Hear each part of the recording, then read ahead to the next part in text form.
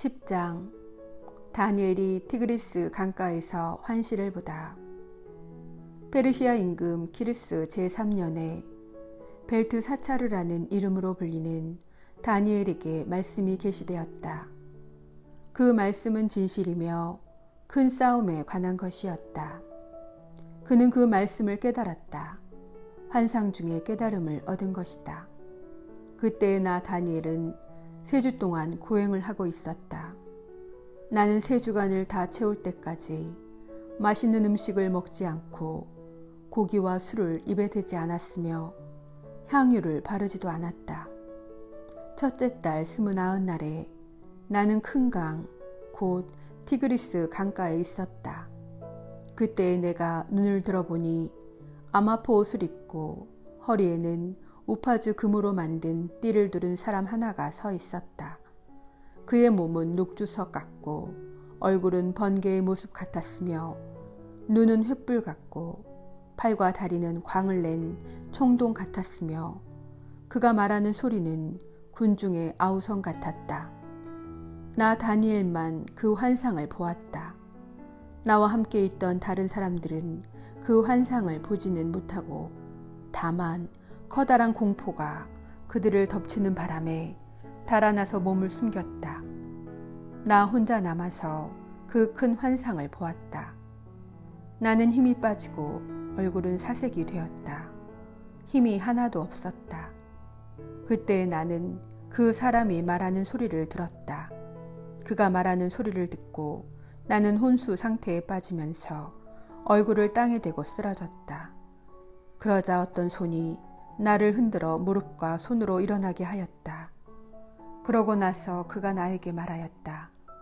총애를 받는 사람 다니엘아, 내가 너에게 하는 말에 주의를 기울여라. 일어서라.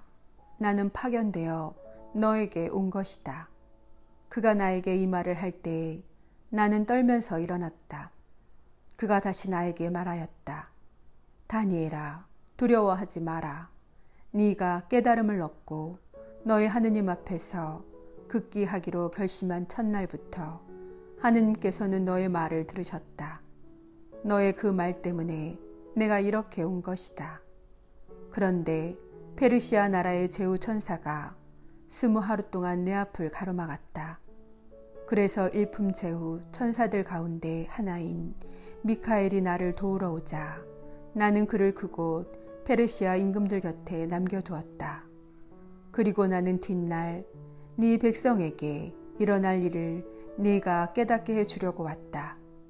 이 환시는 그때와 관련된 것이다. 그가 이러한 말을 나에게 할 때 나는 아무 말도 하지 못한 채 얼굴을 땅에 대고 있었다. 그때 사람 형상을 하니가 내 입술을 손을 대었다.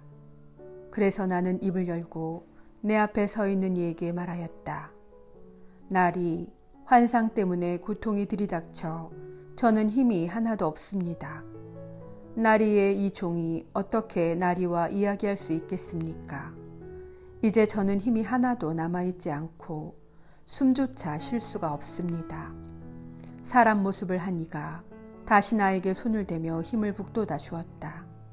그가 이렇게 말하였다. 총애받는 사람아, 두려워하지 마라. 너에게 평화가 있기를. 힘을 내어라. 힘을 내어라. 그가 이러한 말을 할 때에 나에게 힘이 솟았다. 그래서 내가 말하였다. 나리께서 저에게 힘을 주셨으니 이제 말씀하시기 바랍니다. 그러자 그가 말하였다. 너는 내가 왜 너에게 왔는지 아느냐? 나는 이제 돌아가서 페르시아의 제후 천사와 싸워야 한다. 내가 그 일을 마치면 그리스의 제후 천사가 올 것이다. 이제 나는 진리의 책에 적힌 것을 너에게 일러주려고 한다. 너희의 제후 천사 미카엘 말고는 나를 도와 그들을 대적할 리가 없다. 11장. 나는 이미 메디아 사람 다리우스 제1년에 미카엘에게 힘을 북돋아주고 그를 뒷받침해 주려고 나선 적이 있다. 천사가 이집트와 시리아에 관하여 설명하다. 이제 나는 너에게 진실을 일러주겠다. 페르시아에는 앞으로 새 임금이 더 일어날 것이다. 그리고 넷째가 나와 앞에 어느 임금보다도 큰 재물을 모을 터인데 그렇게 재물을 모아 강력해지면 그는 그리스 왕국을 치려고 온 나라를 일으켜 세울 것이다. 그러나 용맹한 임금이 일어나 막강한 통치력을 행사하며 제멋대로 행동할 것이다. 그렇지만 그가 일어서자마자 그의 나라는 부서져 천하 사방으로 나뉘는데 그의 자손들에게는 아무것도 돌아가지 않고 통치력도 그의 때와 같지 않을 것이다. 그의 나라가 뿌리째 뽑혀 그들이 아닌 다른 이들에게 넘어갈 것이기 때문이다. 남쪽 임금이 강력해지겠지만 그의 장수들 가운데 하나가 그보다 더 강력해져서 그의 영토보다 더 큰 영토를 통치할 것이다. 몇 해 뒤에 그들은 동맹을 맺고 협약을 비준하는 뜻으로 남쪽 임금의 딸이 북쪽 임금에게 시집갈 것이다. 그러나 그 여자는 세력을 유지하지 못하고 그 아들도 자리를 지키지 못할 것이다. 그리하여 그 여자와 또 그 여자를 그리로 데려간 자들, 그 여자의 자식과 지지자가 적의 손에 넘겨질 것이다. 그때 그 여자와 같은 뿌리에서 난 가지가 그 뒤를 이어 일어나 북쪽 임금의 군대를 공격하고 성체로 들어가 그들을 쳐 이길 것이다. 또한 그들의 신들과 주조 신상들, 은과 금으로 된 값진 기물들을 전리품으로 이집트에 가져가고 나서 몇 해 동안 북쪽 임금을 내버려 둘 것이다. 그 뒤에 북쪽 임금이 남쪽 임금의 나라로 쳐들어가기는 하겠지만 곧 자기 땅으로 되돌아갈 것이다. 그러나 북쪽 임금의 아들들이 전쟁을 벌이면서 수많은 군대를 모은 다음 그들 가운데 하나가 마침내 쳐들어가는데 물밀듯이 휩쓸어 지나가면서 남쪽 임금의 통치에 이르기까지 다시 싸움을 벌일 것이다. 남쪽 임금도 분노를 터뜨리며 나가서 북쪽 임금과 싸울 것이다. 그러면 북쪽 임금이 수많은 군사를 일으키겠지만 그 군사들은 남쪽 임금의 손에 넘어갈 것이다. 그 군사들이 제거되면 남쪽 임금은 마음이 우쭐해져 수만 명을 쓰러뜨리겠지만 우위를 차지하지는 못할 것이다. 북쪽 임금은 처음보다 더 많은 군사를 다시 일으켜 몇 해 뒤에 많은 물자와 함께 큰 군대를 거느리고 쳐들어갈 것이다. 그때 많은 사람이 남쪽 임금을 거슬러 일어날 것이다. 내 백성 가운데에서도 난폭한 자들이 환시를 실현시키겠다고 봉기하겠지만 실패할 것이다. 북쪽 임금이 내려가서 공격 축제를 쌓고 요새 성읍을 함락하는데 남쪽의 병력은 정예 부대까지도 그들을 당해내지 못할 것이다. 당해낼 힘이 없기 때문이다. 남쪽 임금을 공격하는 자들이 제멋대로 행동하는데도 그들을 아무도 당해내지 못할 것이다. 그렇게 하여 북쪽 임금이 영화로운 땅에 자리 잡으면 모든 것이 그의 손안에 들어가고 말 것이다. 그는 남쪽 임금의 온 나라를 자기의 세력 아래로 끌어들이겠다고 결심하고서는 그와 화친을 맺을 것이다. 그러고 나서 그 나라를 멸망시키려고 남쪽 임금에게 여자를 하나 주지만 그 계획은 이루어지지 않고 그에게 도움도 되지 않을 것이다. 그는 섬과 해안 지방으로 얼굴을 돌려 많은 곳을 점령할 것이다.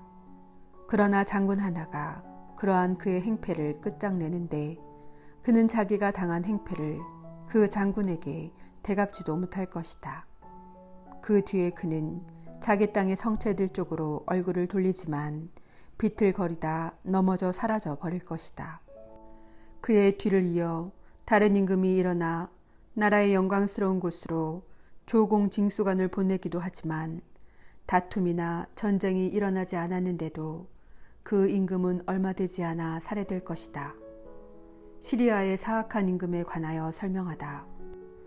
그의 뒤를 이어 멸시받아 마땅한 자가 일어나는데 임금으로 인정받지 못하면서도 불시에 나서서 모략으로 왕권을 잡을 것이다. 그 임금 앞에서 적군들이 완전히 쓸려나가고 부서지는데 계약의 영도자까지 그렇게 될 것이다. 다른 나라와 동맹을 맺고 나서부터는 속임수를 쓰는데 얼마 되지 않는 백성을 거느리면서도 위치가 올라가고 더욱 강해질 것이다.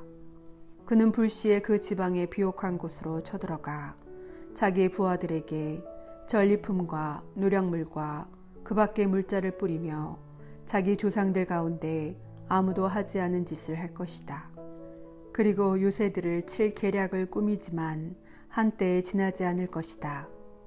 그는 힘과 용기를 내어 큰 군대를 거느리고 남쪽 임금을 치려고 할 터인데 남쪽 임금은 그보다 훨씬 더 크고 강한 군대를 거느리고 전쟁을 벌이면서도 당해내지 못할 것이다. 사람들이 남쪽 임금을 칠 계략을 꾸밀 것이기 때문이다. 그와 함께 음식을 먹는 자들이 그를 파멸시키고 그의 군대는 휩쓸려 가며 많은 사람이 살해되어 쓰러질 것이다. 그 두 임금이 마음속으로는 악을 품고서도 한 식탁에 마주 앉아 거짓말을 주고받겠지만 아무도 성공을 거두지 못할 것이다. 정해진 때가 아직 되지 않았기 때문이다. 북쪽 임금은 많은 재물을 가지고 자기 나라로 돌아가다가 거룩한 계약을 해칠 마음을 품고 그 계획을 이룬 다음에야 자기 나라로 돌아갈 것이다. 정해진 때가 되면 그가 다시 남쪽으로 쳐들어가겠지만 그때는 먼저 번과 같지 않을 것이다. 키팀의 배들이 그를 치러 오는 바람에 그는 겁을 내고 말 것이다. 그러나 돌아가는 길에 거룩한 계약에 분풀이를 할 것이다. 그는 다시 돌아가서 거룩한 계약을 저버린 자들에게 관심을 기울일 것이다. 그리고 그가 보낸 병력이 자리를 잡고서는 성소와 성체를 더럽히고 일일 번제를 폐지하며 황폐를 부르는 혐오스러운 것을 세울 것이다. 그는 계약을 깨트리는 자들을 달콤한 말로 배교하게 만들겠지만 저희 하느님께 충성스러운 백성은 굳건히 서서 행동할 것이다. 또 백성 가운데에서 현명한 이들은 많은 사람을 깨우쳐 줄 것이다. 그러나 얼마 동안 그들은 칼과 화염에 쓰러지고 유배와 약탈을 당할 것이다. 그들은 쓰러질 때의 도움을 조금밖에 받지 못하고 많은 사람이 그들과 합류하겠지만 거짓으로 그렇게 할 것이다. 현명한 이들 가운데 일부가 이렇게 쓰러지면서 마지막 때가 되기까지 다른 이들이 단련되고 정화되고 순화되게 할 것이다. 아직 정해진 때가 되지 않았기 때문이다. 임금은 제멋대로 행동하고 교만스레 자신을 드러높이며 자기가 모든 신보다 위대하다고 여길 뿐더러 신들의 하느님을 두고 끔찍한 말까지 해댈 것이다. 이렇게 그는 진노의 때가 다하기까지 성공을 거두리니 결정된 것이 다 이루어져야 하기 때문이다. 그는 자기 조상들의 신들을 비롯하여 여자들이 아끼는 신이며 그 밖의 모든 신을 무시할 것이다.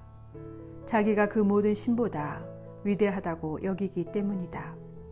그리고 그들 대신에 성체의 신을 제 조상들은 알지도 못하던 신을 금과 은과 보석과 그 밖의 보물들을 바쳐가며 공경할 것이다. 그는 그 낯선 신을 모시고 가장 견고한 요새들을 공격할 것이다. 그리고 그 신을 인정하는 자들에게 영광을 더해주고 많은 사람을 다스리게 하며 보수로 토지도 나누어 줄 것이다. 마지막 때에 남쪽 임금이 그를 공격할 것이다. 그러면 북쪽 임금은 병거와 기병과 수많은 배를 거느리고 그에게 돌진해 갈 것이다. 여러 나라를 쳐들어가며 물 밀듯이 휩쓸고 지나갈 것이다. 북쪽 임금은 영화로운 땅으로도 쳐들어가 수만 명을 쓰러뜨리지만 에돔과 모압과 대부분의 암몬인들, 바로 그들은 그의 손을 피할 것이다. 그가 이렇게 여러 나라의 손을 뻗으면 이집트 땅도 난을 피하지 못할 것이다. 그리하여 그는 이집트의 금과 은을 비롯한 보화, 그리고 다른 모든 보물의 주인이 되고 리비아인들과 에티오피아인들도 그의 발 아래 놓일 것이다. 그러다가 동쪽과 북쪽에서 들려오는 소문들이 그를 놀라게 할 터인데 그는 크게 화를 내며 나가서 많은 이를 죽이고 멸망시킬 것이다. 그는 바다와 영화롭고 거룩한 산 사이에 임금이 머물 천막들을 칠 것이다. 그러나 거기에서 최후를 맞이하게 되는데 그를 도와주는 자가 아무도 없을 것이다. 12장 마지막 때에 관하여 설명하다. 그때 내 백성의 보호자 미카엘 대제후 천사가 나서리라. 또한 나라가 생긴 이래 일찍이 없었던 재앙의 때가 오리라. 그때 내 백성은 책에 쓰인 이들은 모두 구원을 받으리라. 또 땅 먼지 속에 잠든 사람들 가운데에서 많은 이가 깨어나 어떤 이들은 영원한 생명을 얻고 어떤 이들은 수치를 영원한 치욕을 받으리라. 그러나 현명한 이들은 창공의 광채처럼 많은 사람을 정의로 이끈 이들은 별처럼 영원 무궁히 빛나리라. 다니엘아, 너는 마지막 때까지 이 말씀 비밀에 붙이고 이 책을 봉인해 두어라. 많은 이가 이리저리 돌아다니며 더 많은 깨달음을 얻을 것이다. 그때 나 다니엘이 바라보니 다른 두 사람이 서 있는데 한 사람은 이쪽 강가에 다른 한 사람은 저쪽 강가에 있었다. 그 가운데 한 사람이 아마포 옷을 입고 강물 위쪽에 있는 분에게 물었다. 이 놀라운 일들은 언제 끝이 납니까? 아마포 옷을 입고 강물 위쪽에 있는 사람이 오른손과 왼손을 하늘로 쳐들고서는 영원히 살아계신 분을 두고 이렇게 맹세하는 것을 나는 들었다. 1년과 2년과 반년이 지나야 합니다. 거룩한 백성의 세력이 산산이 부서져야 이 모든 일이 끝날 것입니다.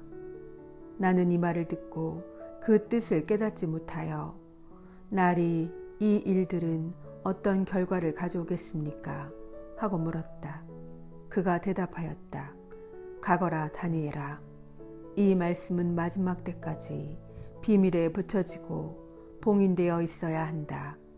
그동안에 많은 이가 정화되고 순화되고 단련되지만 악인들은 줄곧 악을 저지를 것이다. 그리고 악인들은 아무도 깨닫지 못하지만 현명한 이들은 깨달을 것이다. 일일 번제가 폐지되고 황폐를 부르는 혐오스러운 것이 세워질 때부터 1290일이 흐를 것이다. 행복하여라. 1335일이 될 때까지 견디어내는 이들. 그러니 너는 끝까지 가거라. 너는 잠들어 쉬겠지만 끝날에 일어나 내 몫을 받을 것이다. 13장 다니엘이 수산나를 구하다. 바벨론에 요야킴이라고 하는 사람이 살고 있었다. 그는 수산나라고 하는 힐키야의 딸을 아내로 맞아들였는데 수산나는 매우 아름답기도 하거니와 주님을 경외하는 여인이었다. 수산나의 부모는 의로운 이로서 그 딸을 모세의 율법에 따라 교육시켰다. 한편 요야킴은 아주 부유한 사람으로서 넓은 정원이 그의 집에 맞붙어 있었다. 그는 누구보다도 큰 존경을 받았기 때문에 유다인들이 늘 그를 찾아오곤 하였다. 그런데 그 해에 어떤 두 원로가 백성 가운데에서 재판관으로 임명되었다. 바로 그들을 두고 주님께서 이렇게 말씀하신 적이 있다. 바벨론에서 백성의 지도자로 여겨지는 재판관인 원로들에게서 죄악이 나왔다. 그들이 줄곧 요야킴의 집에 있었으므로 소송거리가 있는 이들은 모두 그리로 그들을 찾아갔다. 한낮에 사람들이 떠나고 나면 수산나는 남편의 정원에 들어가 거닐곤 하였다. 그렇게 그곳에 들어가 거니는 수산나를 매일 눈여겨본 그 두 원로는 수산나에게 음욕을 품게 되었다.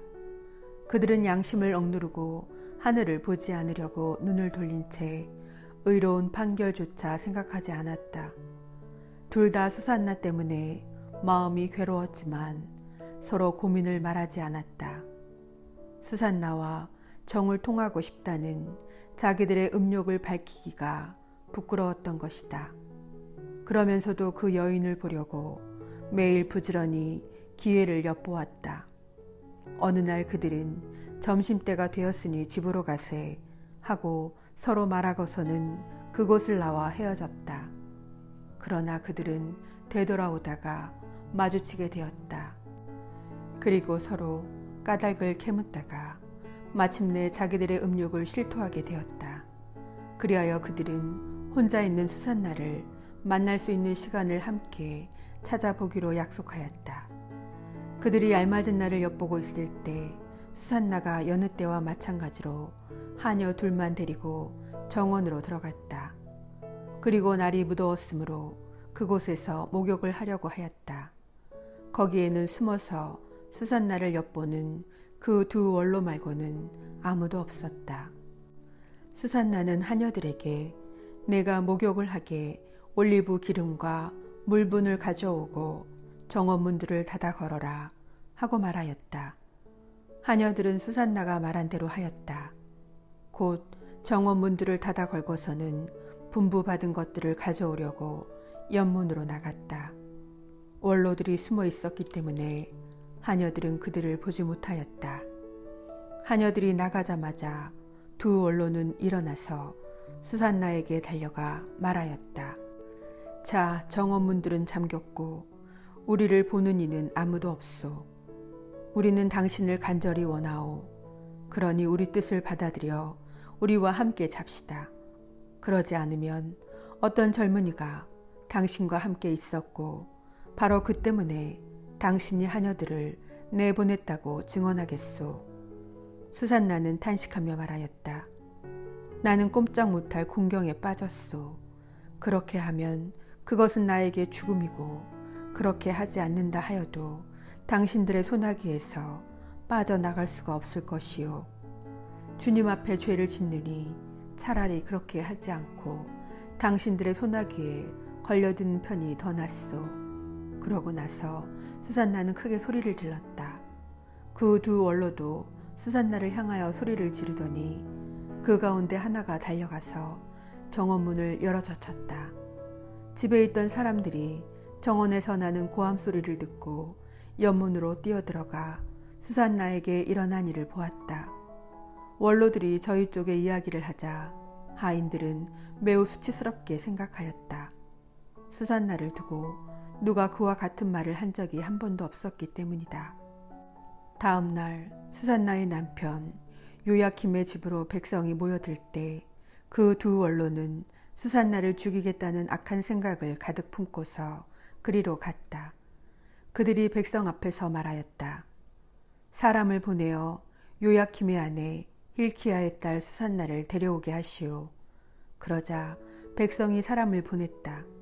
수산나는 부모와 자녀들과 모든 친척과 함께 나왔다. 수산나는 매우 우아하고 모습이 아름다웠다.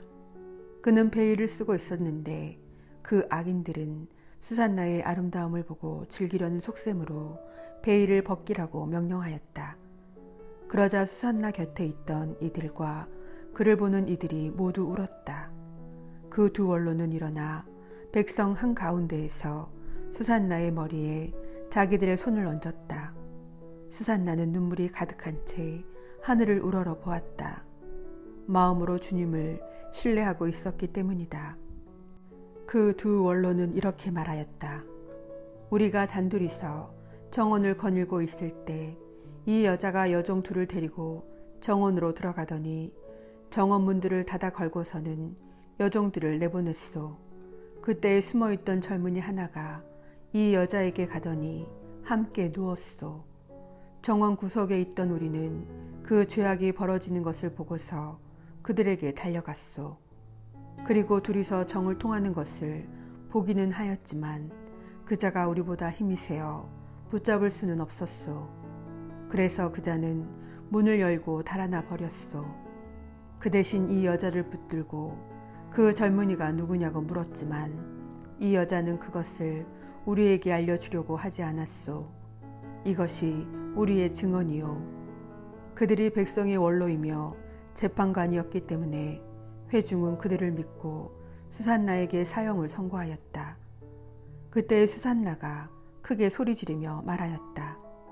아, 영원하신 하느님, 당신께서는 감추어진 것을 아시고 무슨 일이든 일어나기 전에 미리 다 아십니다.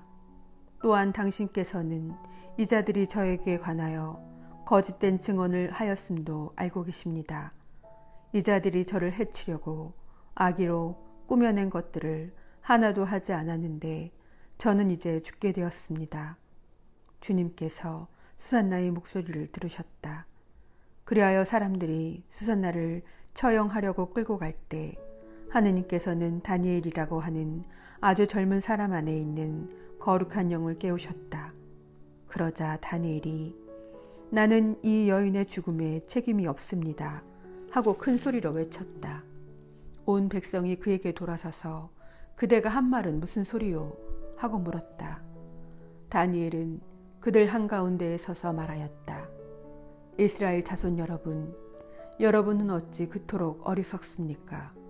신문을 해보지도 않고 사실을 알아보지도 않고 어찌 이스라엘의 딸에게 유죄 판결을 내릴 수가 있습니까? 법정으로 돌아가십시오. 이 자들은 수산나에 관하여 거짓 증언을 하였습니다. 온 백성은 서둘러 돌아갔다.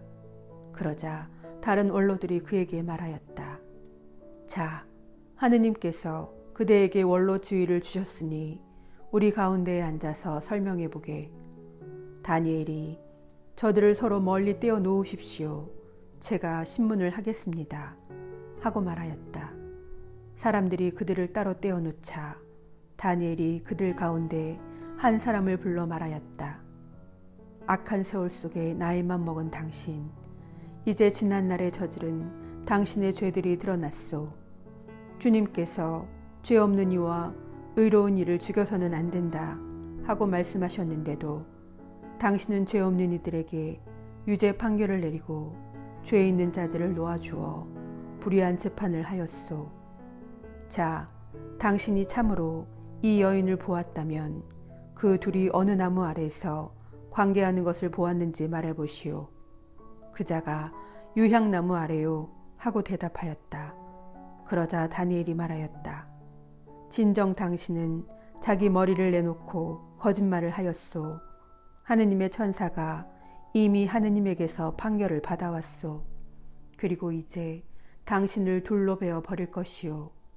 다니엘은 그 사람을 물러가게 하고 나서 다른 사람을 데려오라고 분부하였다. 그리고 그자에게 말하였다. 유다가 아니라 가나안의 후손인 당신, 아름다움이 당신을 호리고 음욕이 당신 마음을 비뚤어지게 하였소. 당신들은 이스라엘의 딸들을 그런 식으로 다루어 왔소. 그 여자들은 겁에 질려 당신들과 관계한 것이요. 그러나 이 유다의 딸은 당신들의 죄악을 허용하지 않았소. 자, 그러면 관계하는 그들을 어느 나무 아래에서 붙잡았는지 나에게 말해보시오. 그자가 떡갈나무 아래요 하고 대답하였다. 그러자 다니엘이 말하였다. 진정 당신도 자기 머리를 내놓고 거짓말을 하였소. 하느님의 천사가 이미 당신을 둘로 잘라버리려고 칼을 든 채 기다리고 있소. 그렇게 해서 당신들을 파멸시키려는 것이오. 그러자 온 회중이 크게 소리를 지르며 당신께 희망을 두는 이들을 구원하시는 하느님을 찬미하였다. 다니엘이 그 두 원로에게 자기들이 거짓 증언을 하였다는 사실을 저희 입으로 입증하게 하였으므로 온 회중은 그들에게 들고 일어났다. 그리고 그들이 이웃을 해치려고 악의로 꾸며낸 그 방식대로 그들을 처리하였다. 모세의 율법에 따라 그들을 사형에 처한 것이다. 이렇게 하여 그날의 무죄한 이가 피를 흘리지 않게 되었다. 수산나가 수치스러운 일을 하지 않았다는 것이 드러났으므로 힐키야와 그의 아내는 수산나의 남편 요야킴과 모든 친척과 함께 자기들의 딸 수산나를 두고 하느님을 칭송하였다. 그리고 그날 이후로 다니엘은 백성 앞에서 큰 사람이 되었다. 14장 다니엘이 벨 신상을 부수다. 아스티아게스 임금이 조상들 곁으로 가자 페르시아인 키루스가 그의 나라를 이어받았다. 다니엘은 임금의 벗으로서 임금의 어떤 친구보다도 존경을 받았다. 한편 바빌론인들에게는 벨이라고 하는 우상이 있었는데 사람들은 날마다 고운 밀가루 12아르타바와 양 40마리와 포도주 6메트레테스를 바쳤다. 임금도 그 우상을 숭배하여 날마다 그 앞으로 나아가 경배하였다. 그러나 다니엘은 자기의 하느님만 경배하였다. 그래서 임금이 다니엘에게 너는 어찌하여 벨께 경배하지 않느냐 하고 묻자 다니엘이 대답하였다. 저는 손으로 만든 우상이 아니라 하늘과 땅을 창조하시고 모든 생물을 지배하시는 살아계신 하느님을 숭배합니다. 임금이 다시 너는 벨께서 살아계신 신이 아니라고 생각하느냐? 벨께서 날마다 얼마나 많이 마시고 드시는지 보고 있지 않느냐? 하고 물었다. 다니엘이 웃으면서 말하였다. 임금님, 속지 마십시오. 그것은 속은 진흙이고 겉은 청동으로서 무엇을 먹거나 마신 적이 전혀 없습니다. 그러자 임금이 화를 내며 벨의 사제들을 불러놓고 말하였다. 이 양식을 누가 먹는지 나에게 말하지 않으면 너희는 죽을 것이다. 그러나 너희가 그것을 벨께서 드신다는 것을 밝히면 다니엘이 죽을 것이다. 그가 벨을 모독하였기 때문이다. 다니엘은 임금님의 말씀대로 이루어지기를 바랍니다. 하고 임금에게 말하였다. 벨의 사제들은 70명이나 되었고 그 밖에도 그들의 아내들과 자녀들이 있었다. 임금은 다니엘과 함께 벨의 신전으로 갔다. 그러자 벨의 사제들이 말하였다. 자, 저희는 나갑니다. 임금님께서는 음식을 올려놓으시고 포도주를 차려놓으신 다음 문을 잠그시고 임금님의 옥새로 봉인하십시오. 내일 아침에 와보시고 벨께서 그것들을 모두 드시지 않은 것으로 드러나면 저희가 죽을 것입니다. 아니라면 저희에 관하여 거짓말을 하는 다니엘이 그렇게 될 것입니다. 그러면서 그들은 걱정하지 않았다. 제사상 밑으로 비밀 통로를 만들어 놓고 늘 그 통로로 들어가서 음식을 먹곤 하였던 것이다. 그들이 나간 다음에 임금은 벨에게 음식을 올려놓았다. 그러자 다니엘은 자기 종들에게 분부하여 재를 가져오게 하고 임금이 혼자 있는 앞에서 온 신전에 그 재를 뿌려놓았다. 그런 다음 그들은 밖으로 나가 문을 닫고 임금의 옥새로 봉인하고 나서 떠나갔다. 그날 밤에도 사제들은 늘 하던 대로 아내들과 자녀들을 데리고 안으로 들어가 모든 것을 먹고 마셨다. 다음 날 아침에 임금은 일찍 일어났다. 다니엘도 그와 함께 있었다. 임금이 다니엘아, 봉인이 그대로 있느냐? 하고 묻자 다니엘이 임금님 그대로 있습니다. 하고 대답하였다. 문들이 열리자마자 임금은 제사상 위를 살펴보고서는 큰 소리로 외쳤다. 벨이시여, 당신께서는 위대하십니다. 그리고 당신께서는 거짓이 하나도 없습니다. 다니엘은 웃으면서 임금이 안으로 들지 못하게 하고서는 바닥을 보십시오. 그리고 저것들이 누구 발자국인지 알아맞혀 보십시오. 하고 말하였다. 임금은 남자들과 여자들과 아이들의 발자국이 보이는구나 하고 말하더니 분노를 터뜨리며 사제들과 그들의 아내들과 자녀들을 체포하게 하였다. 사제들은 자기들이 들어와서 제사상의 제물을 먹고 나던 비밀문들을 임금에게 보여주었다. 임금은 그들을 사형에 처하고 벨은 다니엘에게 넘겨주었다. 다니엘은 벨과 그 신전을 부수어 버렸다. 다니엘이 큰 뱀을 죽이다. 그곳에 큰 뱀이 하나 있었는데 바빌론인들은 그것을 숭배하였다. 임금이 다니엘에게 너는 이분께서 살아계신 신이 아니라고는 말하지 못할 것이다. 그러니 이분께 경배하여라 하고 말하자 다니엘이 대답하였다. 저는 주 저희 하느님께만 경배합니다. 그분께서 살아계신 하느님이시기 때문입니다. 임금님, 저에게 허락을 내려주십시오. 제가 칼이나 몽둥이를 쓰지 않고서 저 뱀을 죽이겠습니다. 임금은 너에게 허락을 내린다 하고 말하였다. 다니엘은 역청과 국기름과 머리털을 가져다가 한데 끓여 여러 덩어리로 만들고 나서 그것들을 뱀의 입 쪽으로 던졌다. 뱀은 그것들을 먹더니 터져 죽었다. 그러자 다니엘이 말하였다. 보십시오. 여러분이 숭배하던 것을. 바빌론인들은 그 소식을 듣고 몹시 화가 나서 임금을 모반하여 말하였다. 임금은 유다인이 되어버렸다. 그래서 배를 부수고 뱀을 죽이고 사제들을 살해한 것이다. 그들은 임금에게 가서 다니엘을 우리에게 넘겨주시오. 그러지 않으면 당신과 당신 가족을 죽여버리겠소 하고 말하였다. 임금은 그들이 자기를 세차게 다그치는 것을 보고 다니엘을 그들에게 넘겨주지 않을 수가 없었다. 다니엘이 사자굴에서 살아나오다. 사람들은 다니엘을 사자굴에 던져버렸다. 다니엘은 그곳에서 엿새 동안 지냈다. 그 굴에는 사자가 7마리 있었는데 날마다 사람 몸뚱이 2개와 양 2마리를 먹이러 주었다. 그러나 그때에는 사자들이 다니엘을 잡아먹게 하려고 아무것도 주지 않았다. 한편 유다에는 하박국 예언자가 있었다. 그는 국을 끓이고 빵을 부수어 사발에 담아서 들에 있는 추수꾼들에게 가져가는 길이었다. 그때 주님의 천사가 하박국에게 말하였다. 네가 가지고 있는 그 음식을 바벨론으로 가지고 가서 사자굴에 있는 다니엘에게 주어라.